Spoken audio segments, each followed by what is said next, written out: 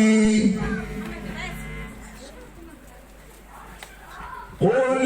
إنما أتبع ما يوحى إلي من ربي هذا بصائر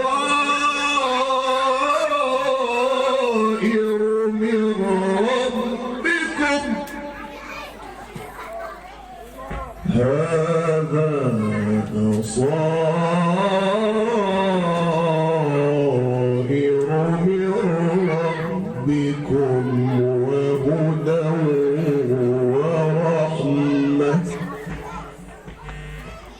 وهدى ورحمة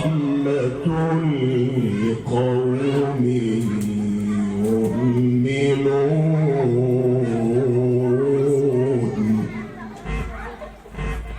وإذا قرئ القرآن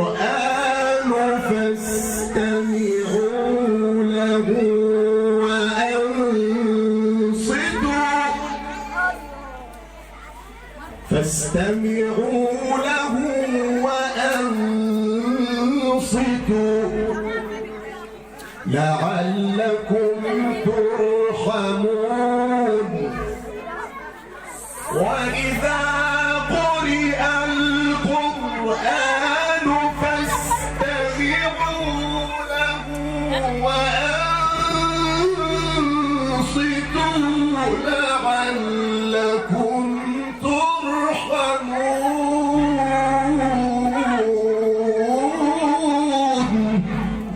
صدق الله العظيم.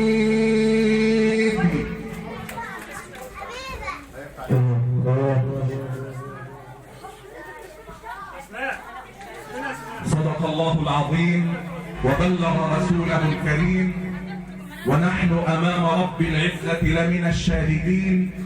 اللهم اجعل القرآن العظيم ربيع قلوبنا وذهاب همنا وغمنا. اللهم املأ به صدورنا ويسر به أحوالنا وطوع له جوارحنا. يا رب أزل به الفتن عنا. يا رب زينا بزينة القرآن وشرفنا بشرافة القرآن وأدخلنا الجنة بشفاعة القرآن يا رب العالمين. أولا نهنئ، مش هنقول الطالبة بقى، هنقول الشيخة أسماء محمد غنيم، استافة كبيرة ليها كده إن شاء الله.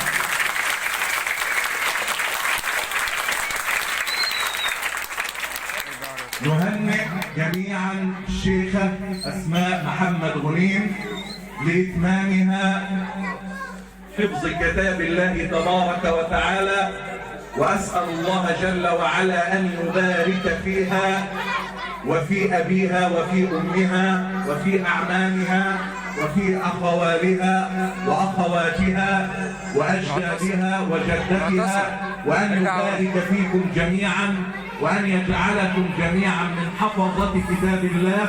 اللهم آمين يا رب العالمين. نستمع الآن مع كلمة لفضيلة الشيخ أحمد غنيم، فليتفضل مشكور.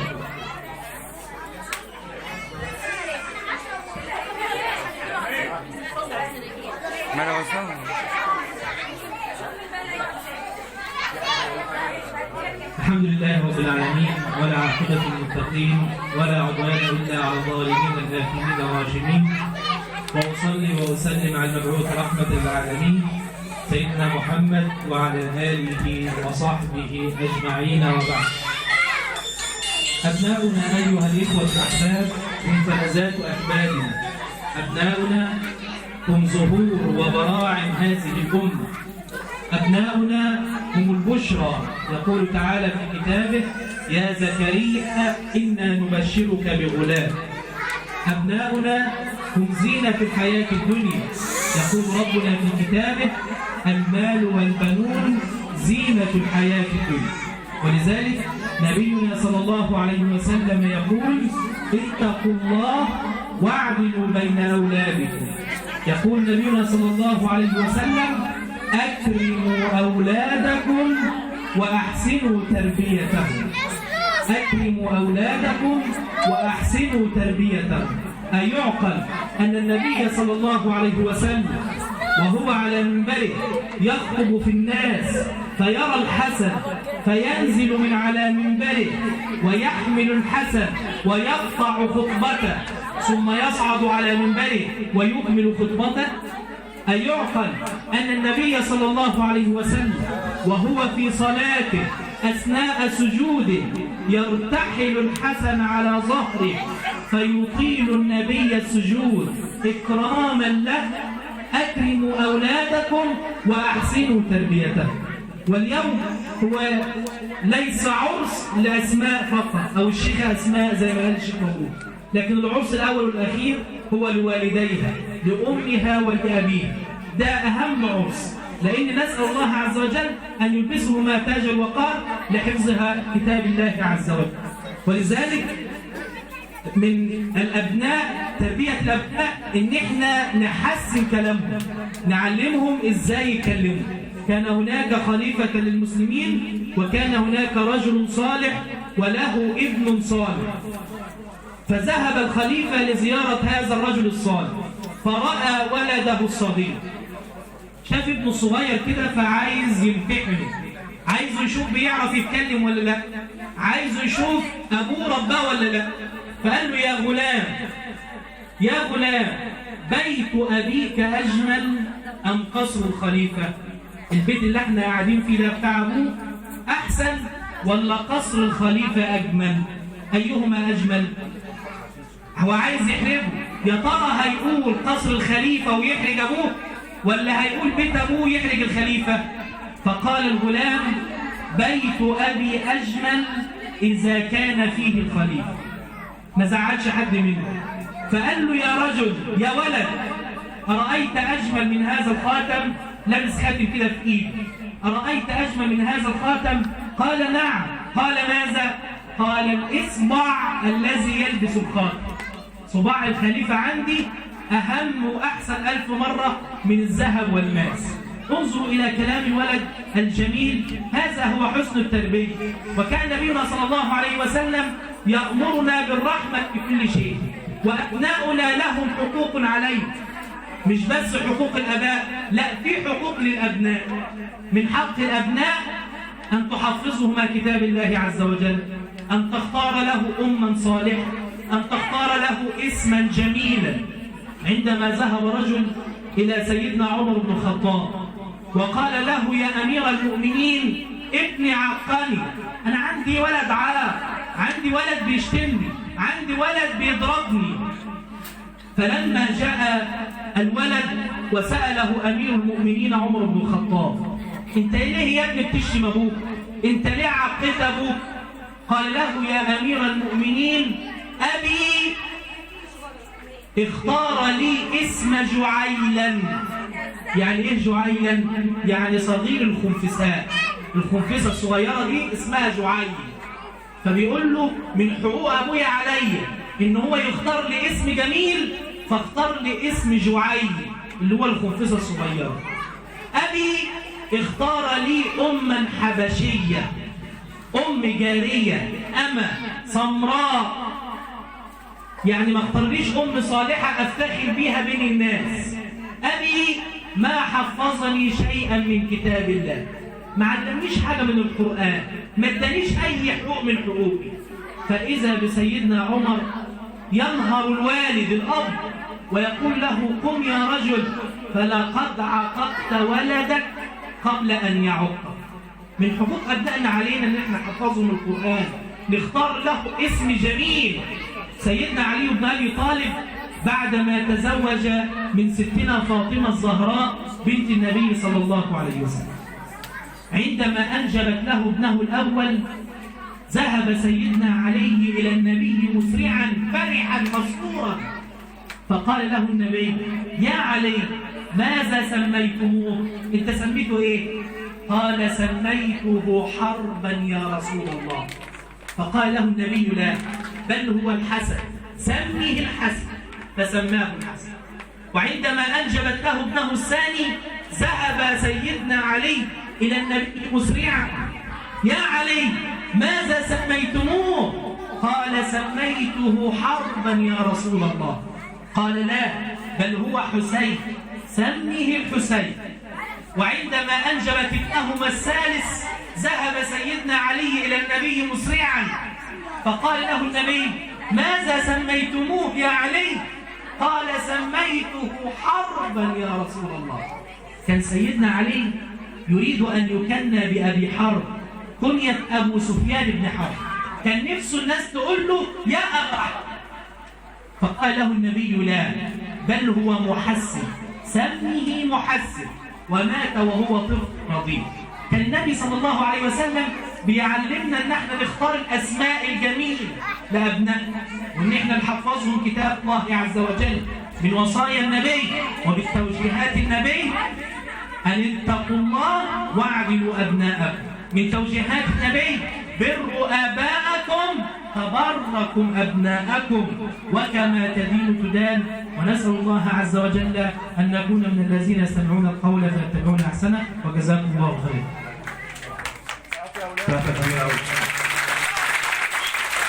فين الشيخ اسماء علي الله اسماء؟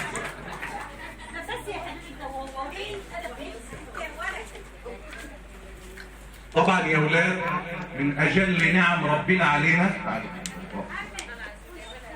من اجل نعم ربنا علينا بعد نعمة الاسلام ان ربنا يمن علينا بحفظ كتاب الله، ودي اعظم نعمة في الوجود بعد الاسلام.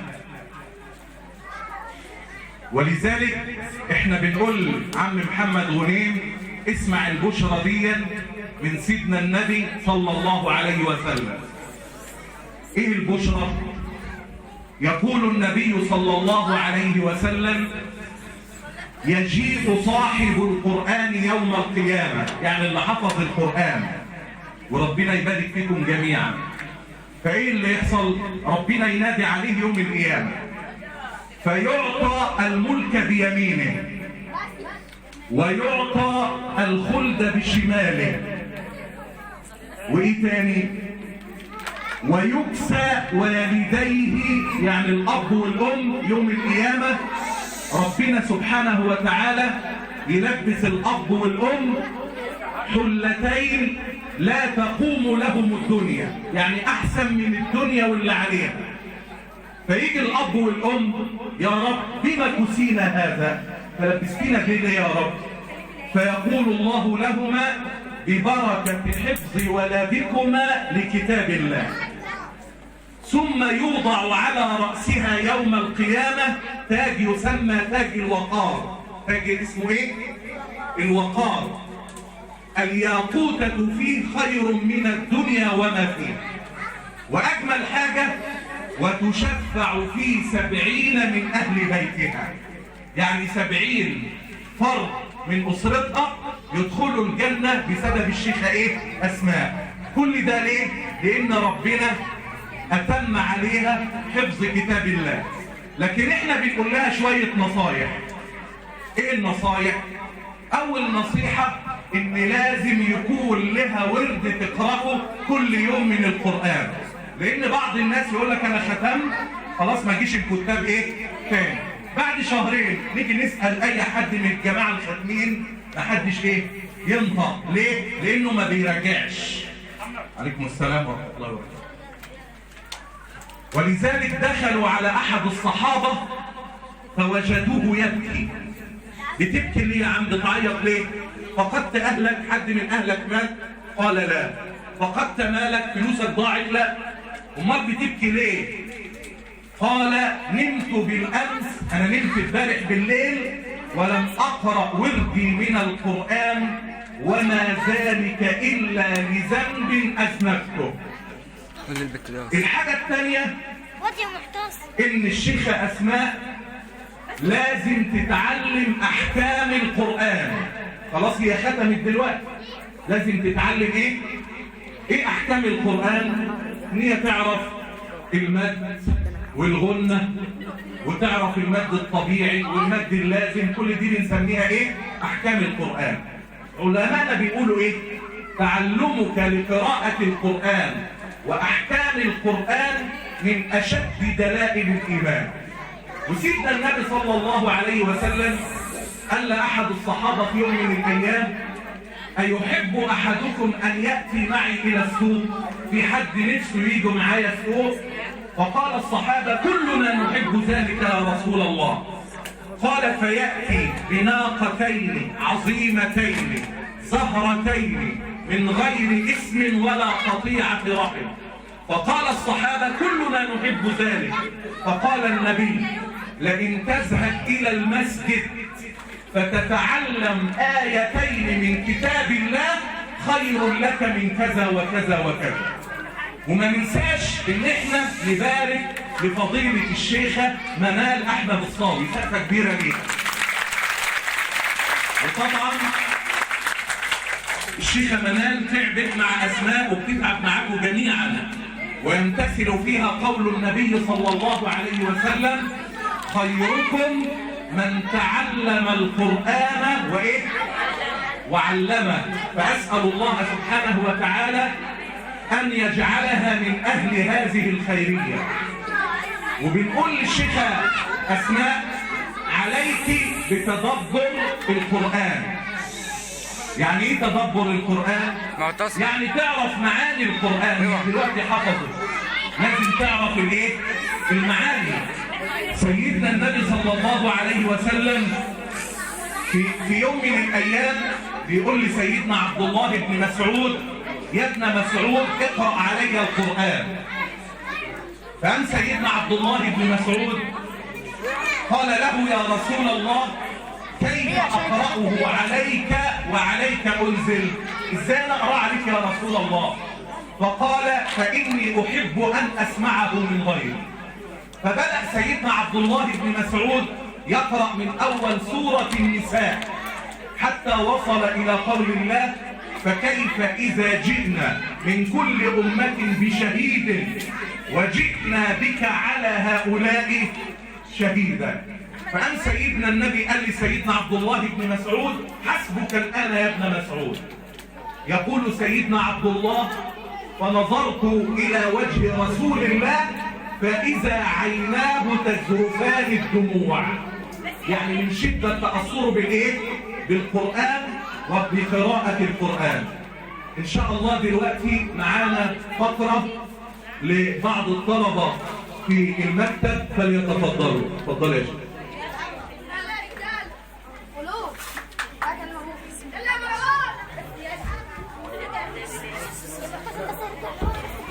باسمك انت.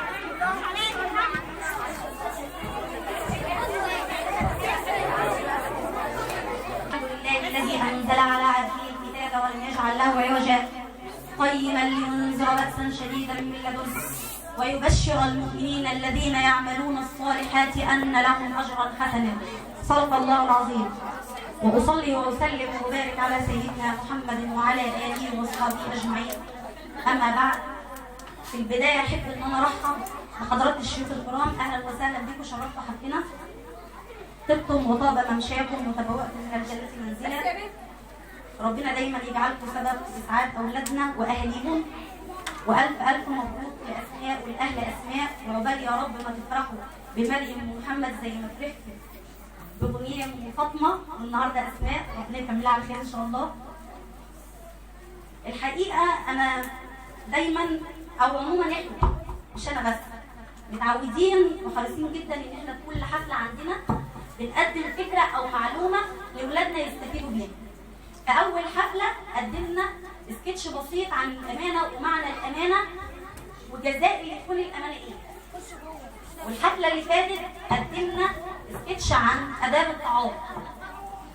النهارده أنا بصراحة حاولت كتير إن أنا أفكر وأشوف إحنا هنقدم إيه. ما لقيتش أفضل من إن إحنا نستغل قدوم العام الدراسي. إن شاء الله كل سنة وانتم طيبين. السبت الجاي أو الحد كل سنة وانتم طيبين. المسرحية بتاعتنا النهارده بعنوان نور في قلب. هي عبارة عن 4 مشاهد. لا 4 مشاهد. معانا نموذجين يا ولاد. نموذج اسمه مروان ونموذج اسمه أحمد. وركزوا معايا قوي علشان في آخر المسرحية إن شاء الله هسألكم انتوا استفدتوا ايه وتتمنوا تكونوا مين فيهم. ماشي؟ أول مشهد بيوضح لنا ازاي كل من أحمد ومروان بيبدأوا يومهم ازاي. وهنبدأ دلوقتي مع زمايلنا.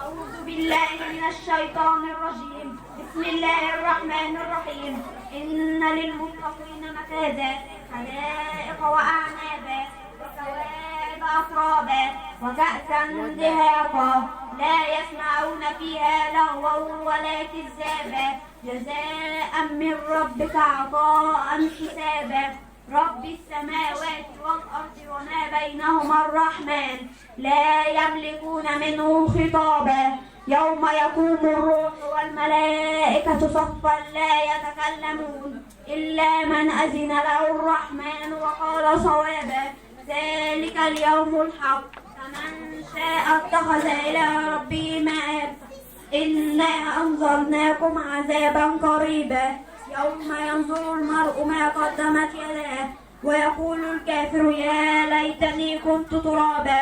صدق الله العظيم. السلام عليكم ورحمة الله وبركاته. هو أنت صحيت يا أحمد؟ كنت قاعد بقرأ قرآن. الله قرآن؟ طب ربنا يجازيك خير. طب أنت عارف إن ميعاد المدرسة دلوقتي؟ شنطتي جنبي أهو يا أمي. طب ربنا معاك. عايزة حاجة مني يا أمي؟ عايزة حاجة مني يا أمي؟ سلامتك.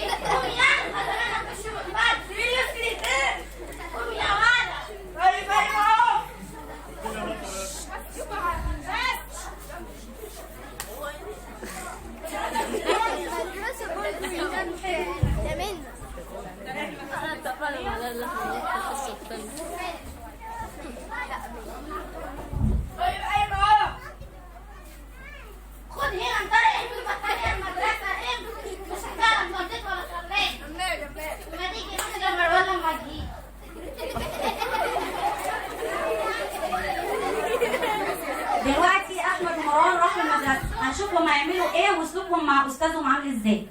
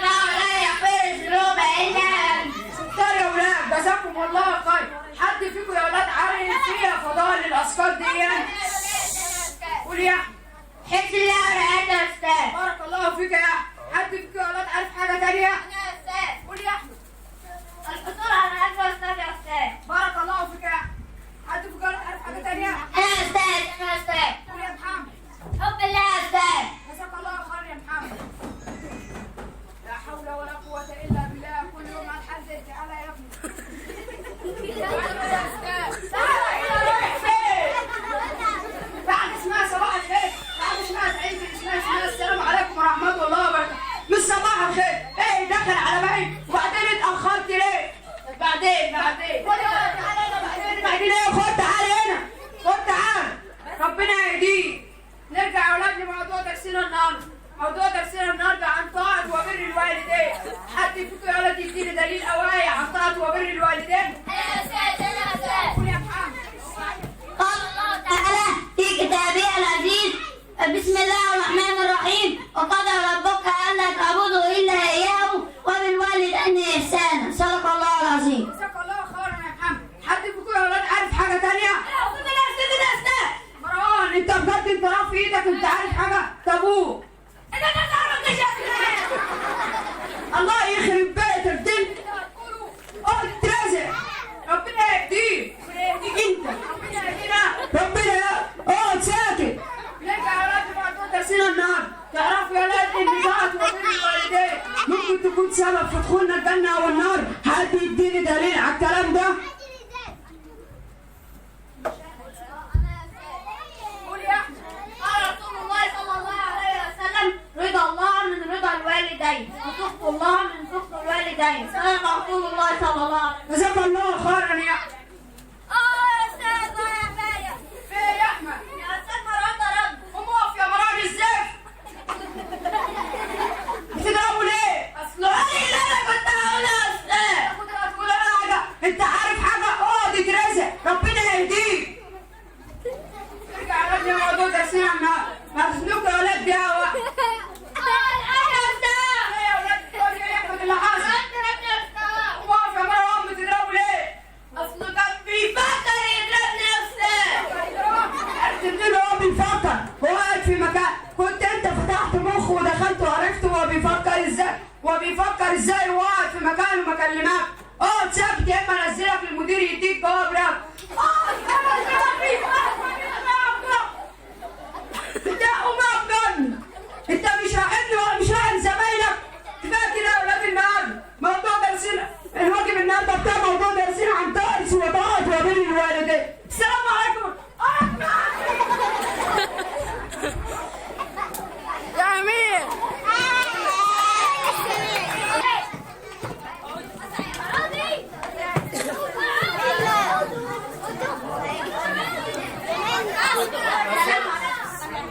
مش هنرجع لما تسكت كل اقعد يا السلام عليكم ورحمة الله وبركاته. وعليكم السلام ورحمة الله وبركاته. مدرسة؟ أنا جاية أهو.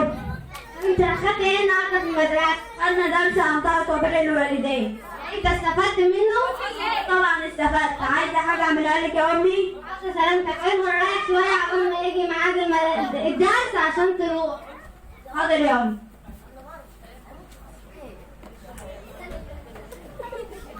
معلش. ها أنت جيت؟ معلش. أمال أنت مين؟ انا مش ابوك. جاي بالطريقة دي وكنت فين لحد دلوقتي؟ كنت فين يعني؟ كنت قاعد مع محمد زميلي كنا في المدرسه وكنت بنلعب في المدرسه. مدرسة زمانك جاي من بدري من المدرسة. كده. يعني كمان بكلمك ومش عاجبك؟ بس كنت من جاي وقلت لك فين؟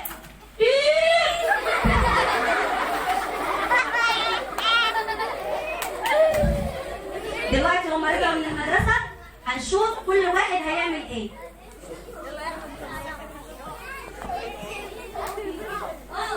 بس يا بنتي.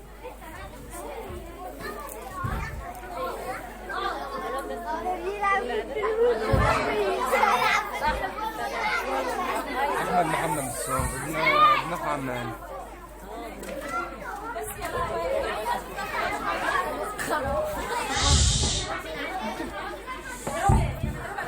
السلام عليكم ورحمة الله وبركاته. وعليكم السلام ورحمة الله وبركاته. عامل ايه؟ الحمد لله. أنا جاي عشان أقول لك الأستاذ عمليني معاك عشان النهارده عشان أرجع لنا أسف تاني. جاي ولا لأ؟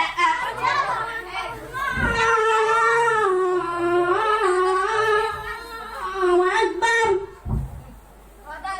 يا حد. أيوة يا أحمد. تيجي معانا نصلي؟ هنصلي هنا ولا في الجامع؟ لا في الجامع طبعا عشان الجامع ثوابه أكبر. يلا بينا نتوضى.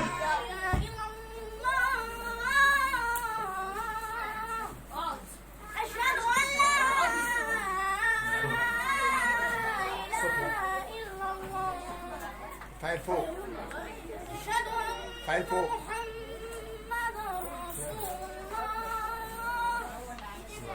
بس كده يا أستاذ.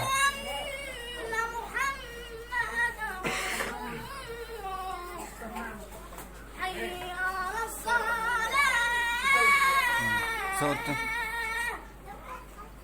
حي على الفلاح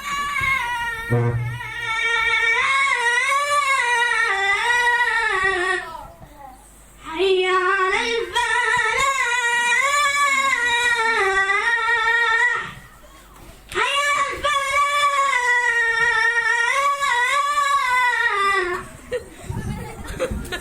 يا زميلي انا رايح حته مهرجان بنت حرام احمد الدين وعايز احسن يلا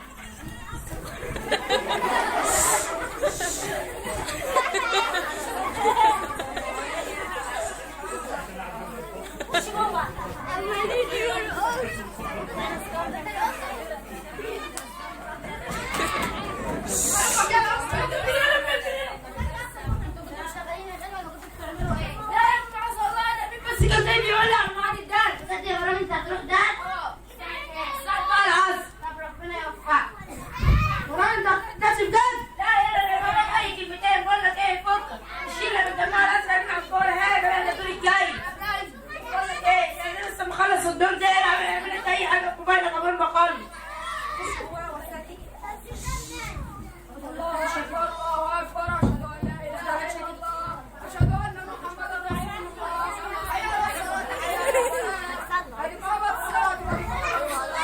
الله اكبر الله اكبر لا اله الا الله. الله اكبر الله أكبر. سمع الله لمن حمده. الله أكبر الله أكبر.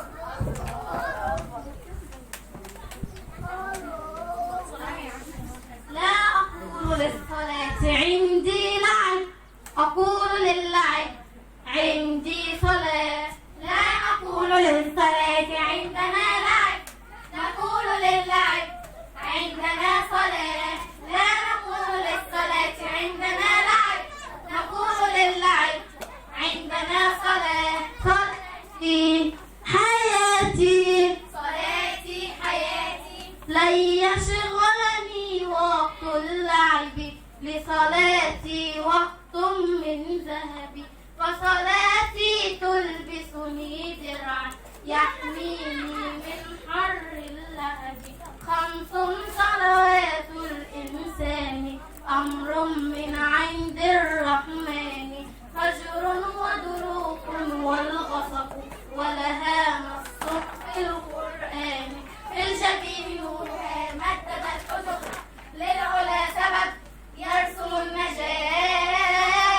لا نقول للصلاة عند في الجبين نورها مدد الحجر للعلا سبب يرسم النجاة. لا نقول للصلاة عندنا لعب نقول للعب عندنا صلاة. لا نقول للصلاة عندنا لعب نقول للعب عندنا صلاة. صلاتي حياتي صلاتي حياتي لما يعلو صوت الداعي بأذاني يسعد أسماعي. روحي لصلاتي تصفتني وهداها بلسم أوجاعي. بصلاتي مجتمعي رابع والمسجد يعمره صالح. حسنا إن أحيينا فكرة والجنة يسكنها الفالح. والصلاة حقها فيها كتب فرض وجب وهي الحياة. والصلاة حقها فيها كتب فرض وجب وهي الحياة. لا نقول للصلاة عندنا لعب نقول للعب عندنا صلاة. لا نقول للصلاة عندنا لعب نقول للعب عندنا صلاة. صلاتي حياتي صلاتي حياتي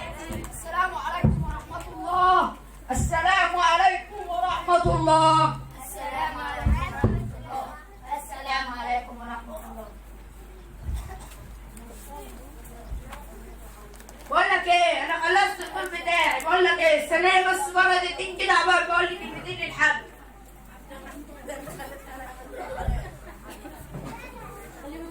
بقول لك ايه يا حاج، انا في تليفون ايفون كده انا كنت عايزه.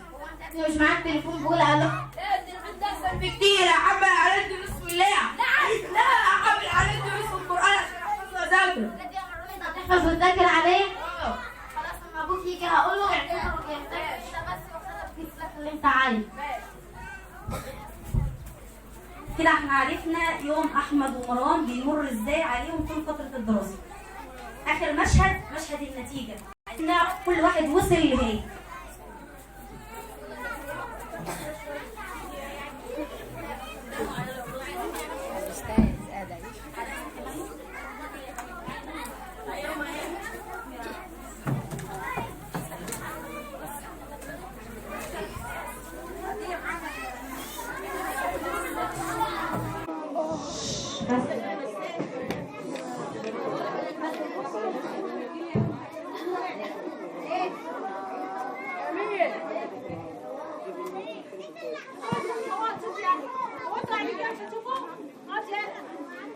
هنبدأ؟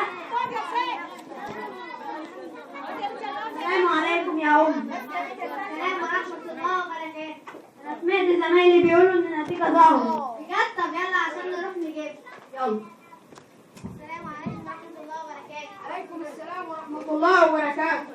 بعدين يا أستاذ إحنا كنا عايزين نعرف نتيجة ابننا أحمد. جاي تسأل عن أحمد يا أم أحمد. أحمد مش عايز سؤال، ربنا يبارك لك. رقم جلوسك كام؟ 18 يا أستاذ. 1000 مبروك، طالع الأول على المدرسة. ألف مبروك يا أحمد، شفت النتيجة بتاعتك؟ بابا هيفرح أوي لما يعرف النتيجة. يلا نروح عشان نفرح.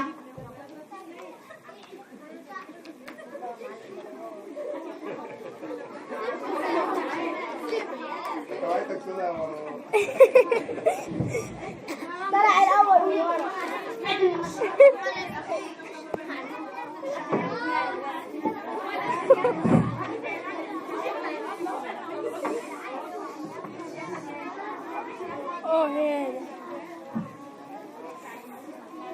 قوم يا منيل، النتيجة طلعت. زمانك جابوه. مين اللي كان أنا عايز أجيبها؟ مين اللي كان أنا عايز أعرفها؟ أنا عايزة أجيبها أنا وأعرفها.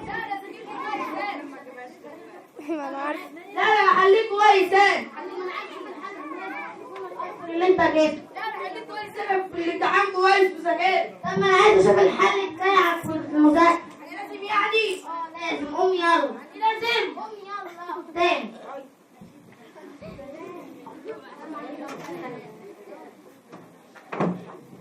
السلام عليكم يا أستاذ. عليكم السلام ورحمة الله وبركاته. عايزين نعرف درجة الأستاذ مروان. جاي تسأل على مروان يا أم مروان، ربنا يكون في عونك وهيكون في عونك على اللي هتسمعيه دلوقتي. رقم جلوسك كام يا ابني؟ 5800. رقم جلوس ده رقم عربية قارة.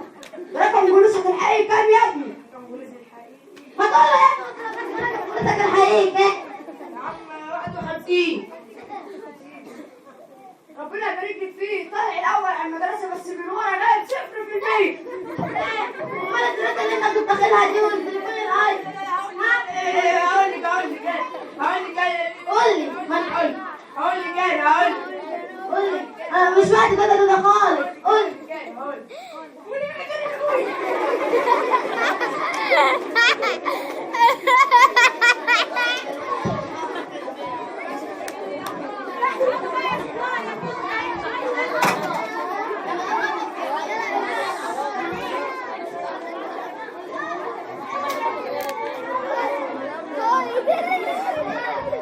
بس بقى عشان جه ميعاد السؤال دلوقتي. اختاروا تبقوا مين فيهم؟ أحمد ولا مروان؟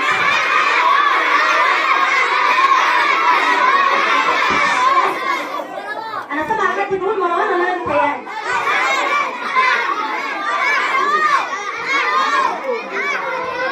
وانتوا مش واخدين ان مروان ده النموذج السيء ولا ايه؟ اهلا وسهلا بكم، شرفتوا حظنا. طبتم وطاب ممشاكم وتبوأتم من الجنة منزلا ربنا دايما يجعلكم سبب في اسعاد اولادنا واهاليهم. والف الف مبروك لاسماء والاهل اسماء، وعقبال يا رب ما تفرحوا بمريم ومحمد زي ما فرحتوا بغنية وفاطمه، والنهارده اسماء، ربنا يكملها على خير ان شاء الله.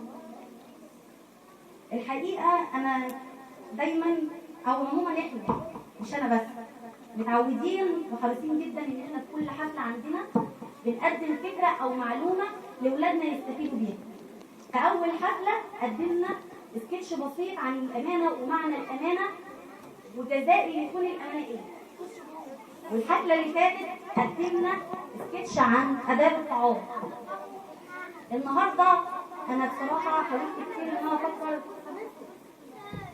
واشوف احنا هنقدم ايه، ما لقيتش افضل من ان احنا نستغل قدوم العام الدراسي. ان شاء الله كل سنه وانتم طيبين السبت الجاي او الحد، كل سنه وانتم طيبين. والمسرحيه بتاعتنا النهارده بعنوان نور في قلبي. هي عباره عن 4 مشاهد، لا 4 مشاهد. معانا نموذجين يا اولاد، نموذج اسمه مروان ونموذج اسمه احمد. وركزوا معايا قوي علشان في اخر المسرحيه ان شاء الله هسالكم انتوا استفدتوا ايه وتتمنوا تكونوا مين فيهم. ماشي؟ اول مشهد بيوضح لنا ازاي كل من احمد ومروان بيبداوا يومهم ازاي، وهنبدا دلوقتي مع زمايلنا. أعوذ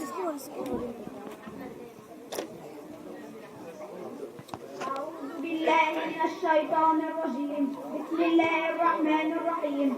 إن للمتقين مفازا، حدائق وأعنابا، وكواعب أترابا، وكأسا دهاقا، لا يسمعون فيها لغوا ولا كذابا، جزاء من ربك عطاء حسابا.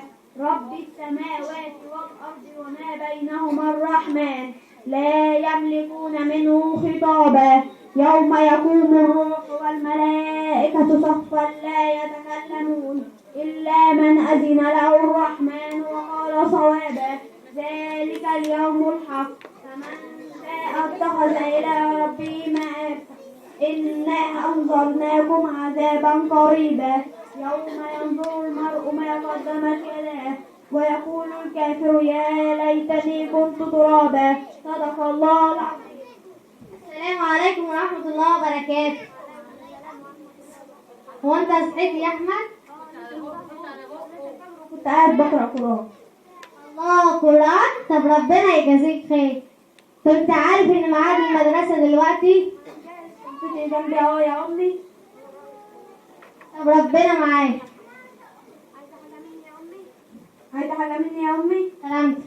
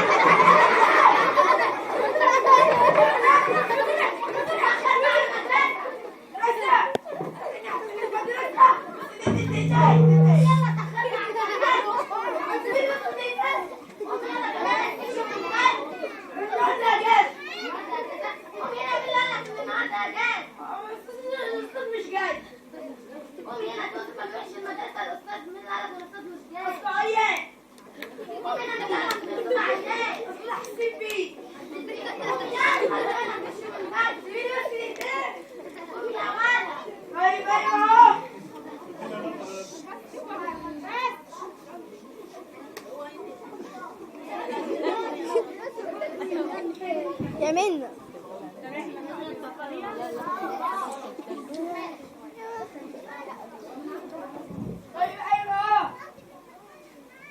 خد هنا انطلق البطارية المدرسة ايه؟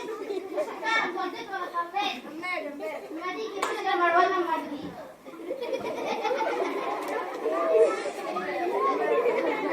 دلوقتي احمد ومروان راحوا المدرسة. هشوفهم هيعملوا ايه واسلوبهم مع استاذهم عامل ازاي.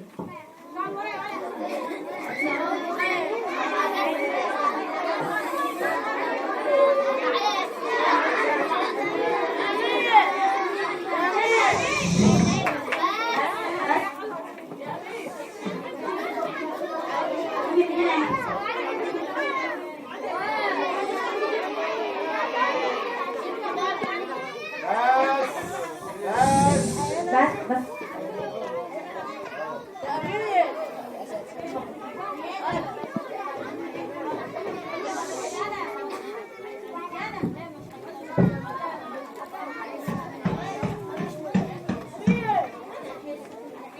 السلام عليكم ورحمة الله وبركاته. وعليكم السلام ورحمة الله وبركاته. مين يا ولاد النهارده؟ الحمد لله يا أستاذ. اتفضلوا يا ولاد. شكرا يا أستاذ.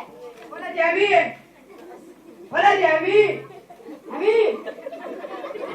ولد يا أمين. لا حول ولا قوة إلا بالله. نرجع على موضوع درسنا النهارده. حد فيكم يا شاطر يا ولاد يقول لي أفضل حاجة نبدأ بقى يومنا. أنا يا أستاذ. قول يا أحمد. أذكار الصباح يا أستاذ. جزاك الله خيرا يا أحمد. حد فيكم يا ولاد حافظ أذكار الصباح؟ أنا يا أستاذ. أنا يا أستاذ. كلكم شطار وحافظينها؟ أيوة يا أستاذ. طب كلكم قولوا يلا قول معاهم يا حبيبي مع زمانك عشان تستفاد حاجة. اللهم بك أصبحنا وبك أمسينا وبك نحيا وبك نموت وإليك النشور.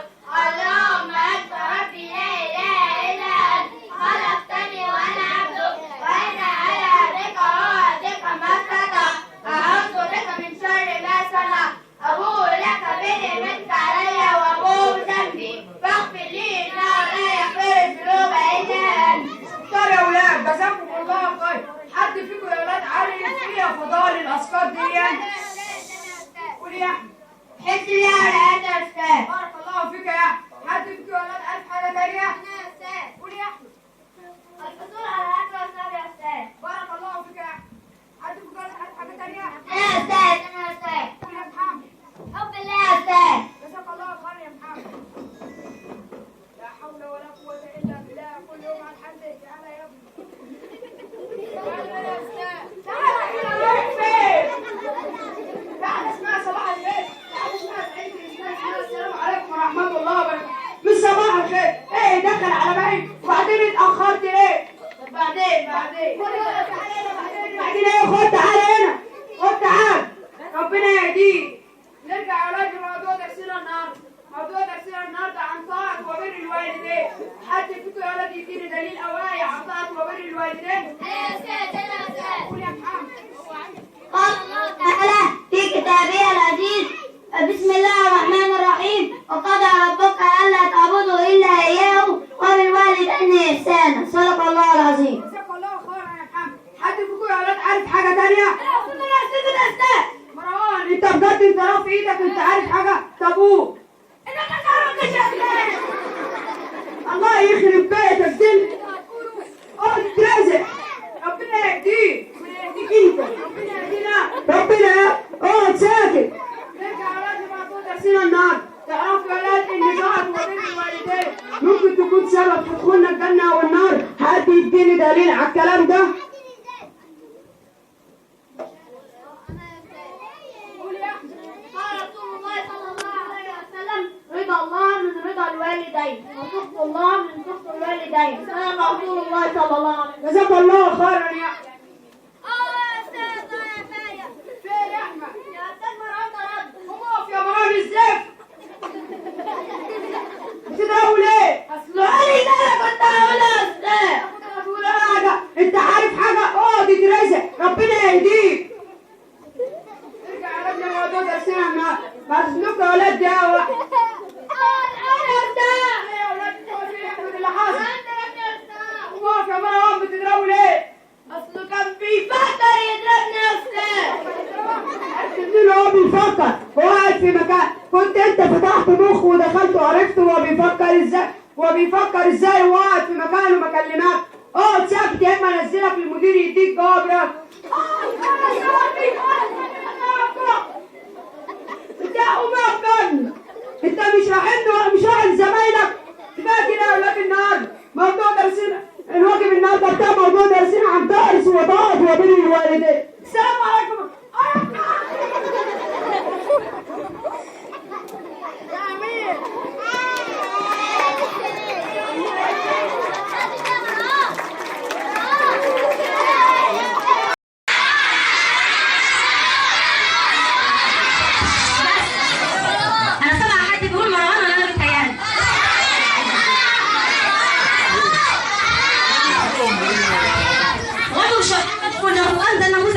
ولا ايه؟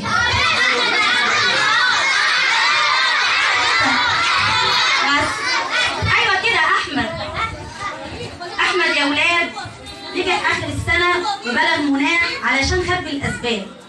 اول حاجه اهتم بالجانب الروحي اللي هو اخلص، اللي هو الاخلاص في العباده لله سبحانه وتعالى عن طريق المحافظه على الصلاه وقراءه القران كل يوم ورد يومي، والمحافظه على اذكار الصباح والمساء. تاني جانب احمد يهتم بيه الجانب الاخلاقي عن طريق حسن معاملته لاهله وخصوصا والده ووالدته ومدرسه في المدرسه.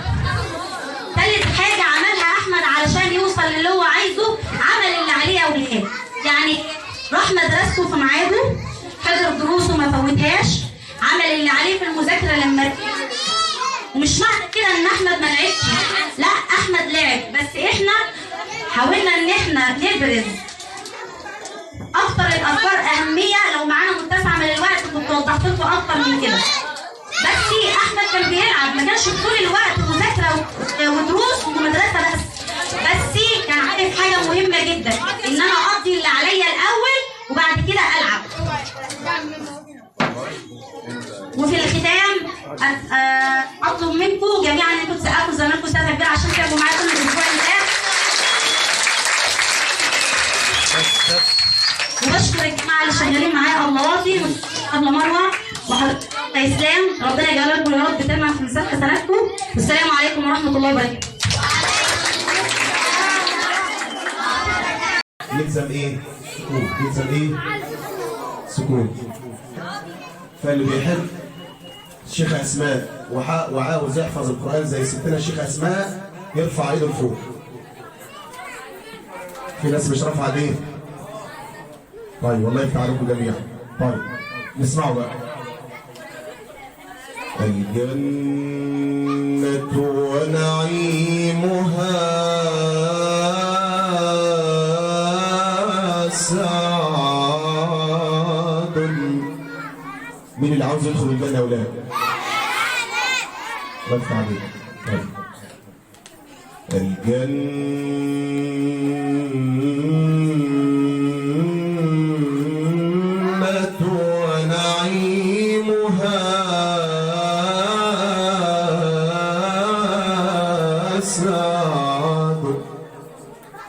سعد لمن يصلي ويسلم عليك يا حبيبي ويا حبيبي ويا ضميري ويا شفيعي ويا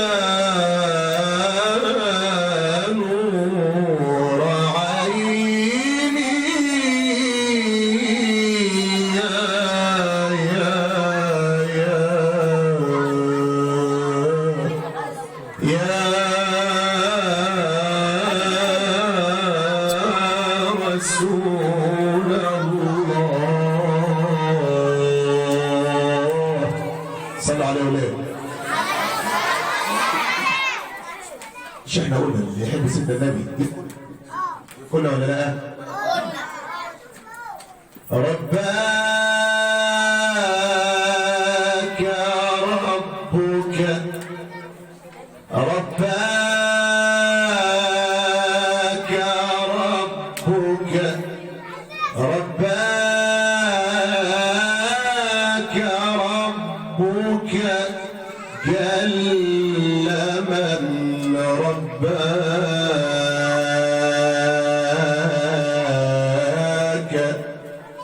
ورعاك يا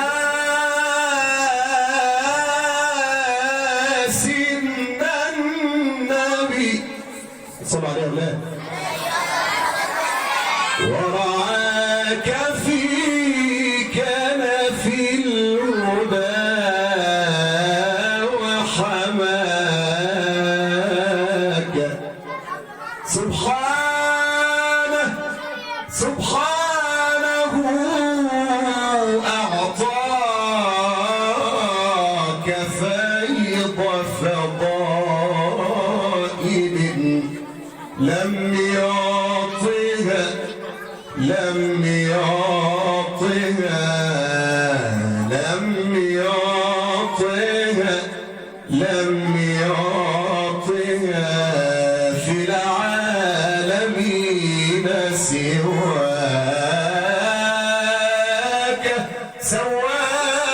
سواك سواك في خلق عظيم وارتقى فيك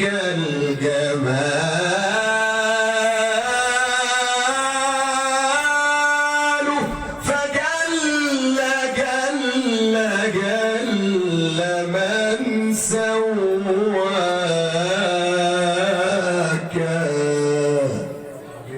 ده المسك فاح المسك فاح لما ذكرنا رسول الله والنور لاح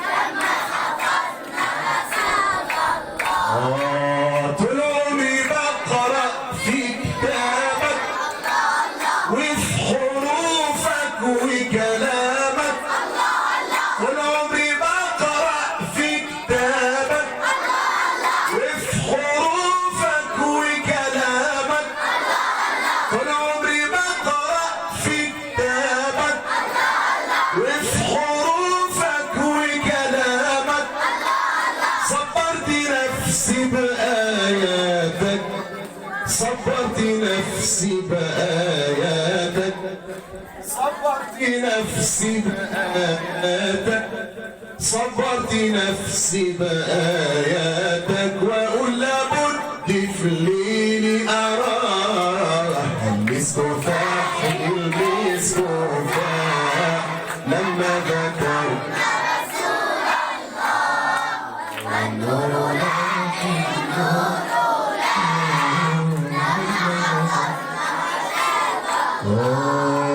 طول عمري بقرأ في كتابك وفي حروفك وكلامك طول عمري بقرأ في كتابك وفي حروفك وكلامك صبرت نفسي بآياتك صبرت نفسي بآياتك صبرت نفسي بآياتك وأقول لابد في الليل أراه المسك فاح المسك فاح لما ذكرنا رسول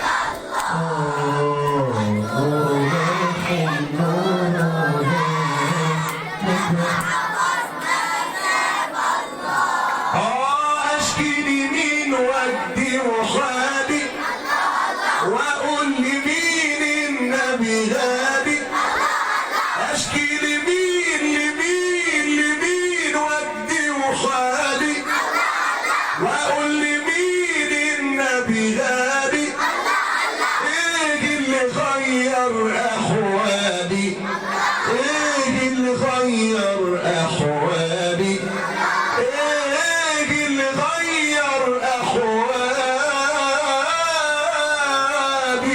غير الغرام برسول الله المسك فاح